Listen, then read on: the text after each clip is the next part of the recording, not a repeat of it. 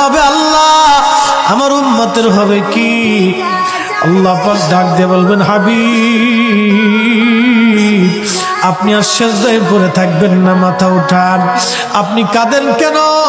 মেহেশর তো আপনার কান্নার জন্য না নবী, উঠেন, আপনি মাথা উঠান।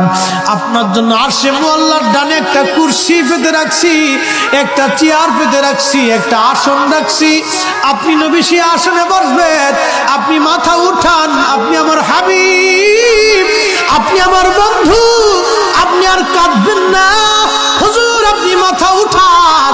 আল্লাহর নবী তখন বলবে, ইয়া রব হাবলি উম্মতি, আল্লাহ আমার উম্মত গুনাহ করছে। আল্লাহ ডাক দিবে, হাবিব আপনি মাথা উঠান। আপনি সর্বপ্রথম হামদের পতাকা উড়াবেন, আপনি সুপারিশের পতাকা উড়াবেন, আপনি যাকে খুশি তাকে নিয়ে জান্নাতে চলে যান।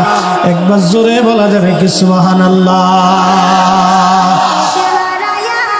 নবী আমার ডেকে বললেন, আয়েশা রে, মানুষের জীবনের কঠিন সময় যখন তার মৃত্যুর সময় এসে যায়, কঠিন মৃত্যুর দূত আসে, যখন গুনাহগার ব্যক্তি, যখন নাফরমান ব্যক্তির কাছে মৃত্যুর দূত আজরাইল আলাইহিস সালাম আসে, বিকট চেহারা নিয়ে আসে, দুর্গন্ধময় পোশাকগুলি নিয়ে আসে, দুর্গন্ধময় পোশাকগুলি নিয়ে আসে, বান্দাকে ধরতে আসে।